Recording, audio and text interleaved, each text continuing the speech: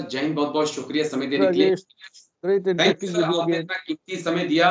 दरअसल supreme court की एक टिप्पणी, एक फटकार सेंट्रल गवर्नमेंट को, जहां पे उन्होंने कहा कि don't drag security personal in unnecessary legal battles. ये सुप्रीम कोर्ट ने कहा है और इसमें कई बैटल्स हैं, 3000 से ज्यादा केस जो है वो इस वक्त एक्स सर्विसमैन के, वेटरन्स के या सर्विंग सोल्जर के भी कोर्ट में पड़े हुए हैं, जिन पे सुनवाइयां लगातार चल रही हैं, चाहे उसमें पेंशन की बात हो या दूसरे कई तरह के प्रमोशन की बात हो। ऐसे केसेस है।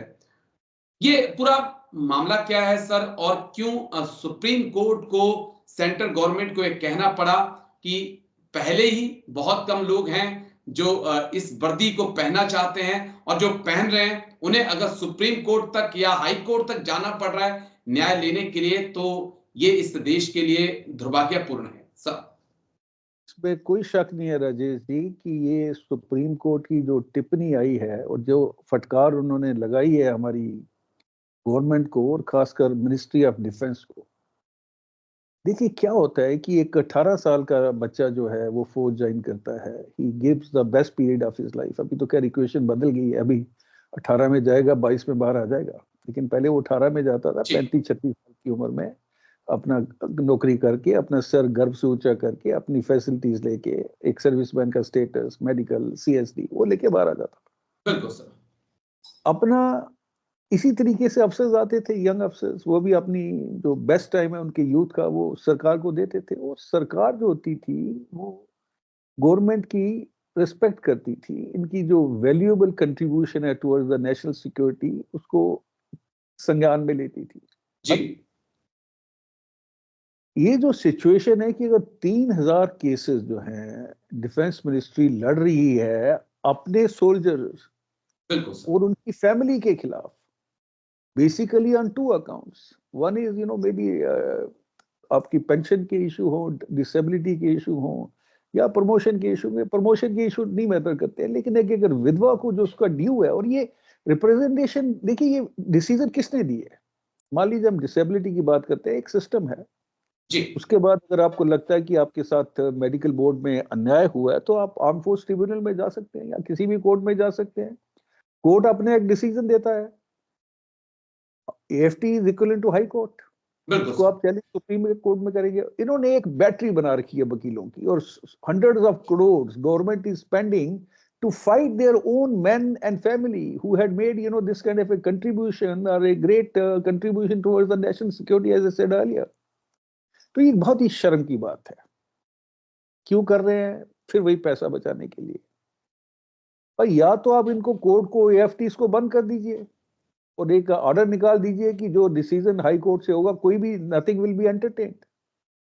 और आप अपनी जेब से पैसा करके क्या ये आप दुनिया को दिखाना चाहते हैं कि ये भारत है वो जो अपने ही फौजियों को उनको इज्जत देने के अलावा अवार्ड देने की वजह है वो उनसे केसेस लड़ रहे हैं, और उनको विडोज की पेंशन जो है, फैमिली पेंशन के ऊपर केसेस लड़ रहे हैं। तो ये बहुत ही दुर्भाग्यपूर्ण और शर्मनाक है, और सुप्रीम कोर्ट ने बड़ी अच्छी टिप्पणी की है जी। और आप ये भी बोल रहे हैं सही कि देखिए क्या है कि हमारे टाइम में बड़े कम ऑप्शन होते थे, लोग फौज ज्वाइन करते थे। आजकल नंबर ऑफ ऑप्शन आ रहे हैं, लोग फौज ज्वाइन नहीं करना चाहते हैं। बिल्कुल सर, बिल्कुल। और उसके बावजूद भी आप ये एक मैसेज दे रहे हैं एनवायरनमेंट को कि हम भाई तुम्हारे खिलाफ लड़ेंगे। अभी ये ना सिर्फ उनको, हमारी जो विडोज हैं जो फैमिली पेंशन ले रहे हैं, या जो हमारे जो बूढ़े लोग हैं, वो कहाँ मुकदमा लड़ेंगे और वो कब तक इसका वेट करेंगे? वो वेट करते करते वो मर जाएंगे। तो ये एक बहुत ही निंदनीय चीज है मेरे हिसाब से, जिसको गवर्नमेंट को समझना चाहिए कि कितना पैसा बचा लेंगे इससे। वो अग्निवीर में भी पैसा बचाना है, यहाँ भी पैसा बचाना है, और अपने ही लोगों के खिलाफ लड़के। और बाकी अगर इंटरनेशनल कंट्रीज देखें आप, जो डेवलप्ड कंट्रीज हैं, उनके अंदर देखिए सोल्जर्स को क्या सम्मान मिलता है। बिल्कुल सर। और हम सिर्फ बातें करते हैं। एक तरफ हमारे प्रधानमंत्री जी हर दिवाली जवानों के साथ बिताते हैं, और उनके नाक के नीचे क्या हो रहा है उनको पता नहीं है। ये कौन कर रहा है? देखिए सवाल ये है कि ये कौन कर रहा है, ये पॉलिटिशियन कर रहे हैं या ये ब्यूरोक्रेट्स कर रहे हैं? जी जी, बिल्कुल सर, ये बड़ा पॉइंट है। ये बड़ा पॉइंट है कि अगर हमारे जो रक्षा मंत्री हैं राजनाथ सिंह जी, उनको तो इसका इम्प्लीकेशन पता नहीं है, लेकिन उनके नीचे जो ब्यूरोक्रेट्स हैं वो कहीं ना कहीं एंटी आर्मर्ड फोर्सेस हैं। ओके। और वो ये चाहते हैं कि इन लोगों को जितना तंग किया जाए, अभी ये गवर्नमेंट का ये ड्यूटी बनता है कि उनको रोकें, अपने ब्यूरोक्रेट्स को कंट्रोल करें, बिकॉज इस नेशन की अगर बर्बादी हो रही है तो हमारे ब्यूरोक्रेट्स का उसके अंदर बहुत बड़ा हाथ है। पॉलिटिशियन तो आते जाते रहते हैं, बिल्कुल सर, आज हैं कल नहीं है, लेकिन ये ब्यूरोक्रेट्स को नकेल लगाने वाला कोई नहीं है। और ये ना सिर्फ इस मामले में, और भी बहुत मामलों में मैं ब्यूरोक्रेसी के बिल्कुल खिलाफ हूं, because they are not accountable, transparent भी नहीं है, और भ्रष्टाचार उनमें फैला हुआ है, इसके खिलाफ कोई आवाज नहीं उठाता है। तो high time you know that supreme court की फटकार, ये पहले भी मिलते रही हैं ऐसी फटकारें, कोई नई बात नहीं है, लेकिन ये अपना स्टांस नहीं बदले। लेकिन ये तो दुख होता है सर, क्योंकि अगर किसी जवान ने, किसी ऑफिसर ने, किसी जेसीओ ने इस देश के लिए 15, 20, 24 साल अपनी पूरी जवानी खो दी है, और फिर उसको अपने ही हक के लिए अपनी ही सरकार के साथ लड़ना पड़ रहा है एक तरफ, तो ये एक बहुत निंदनीय पहलू है इस देश का। और ये कोई एक केस नहीं है, 2 केस नहीं है, 3000 से ज्यादा केसेस इस वक्त अलग अलग कोर्ट में चल रहे हैं सर, जहां जवान न्याय मांग रहे हैं खुद के लिए अपनी सरकार से। मैंने पहले ही बोला कि बहुत दुर्भाग्यपूर्ण है, और एक ये बहुत ही ज्यादा गलत मैसेज जाता है, ना सिर्फ अपने देश में बल्कि जो इंटरनेशनल कम्युनिटी है वो भी तो, उनको भी तो पता चल रहा है ना, वो भी इसको मॉनिटर करते हैं कि भारत जैसा देश जो इस समय होस्टाइल नेशन से घिरा हुआ है, चाइना, पाकिस्तान, अभी बांग्लादेश उस सूची में ऐड कर लीजिए, और ये सिर्फ ना उनको जो रिटायर हो चुके हैं या हमारी जो विडोज हैं जो पेंशन की बैटल लड़ रही हैं, बल्कि जो अभी इस समय लोग जो सर्व कर रहे हैं उनके मोरल को भी इफेक्ट करता है। तो मेरे को ये समझ नहीं आ रहा है कि गवर्नमेंट जो है इस पे सोच विचार क्यों नहीं करती है, अपनी इमेज को इम्प्रूव क्यों नहीं करती है, वो देश की भी उसको क्यों डुबोने में लगे हुए हैं।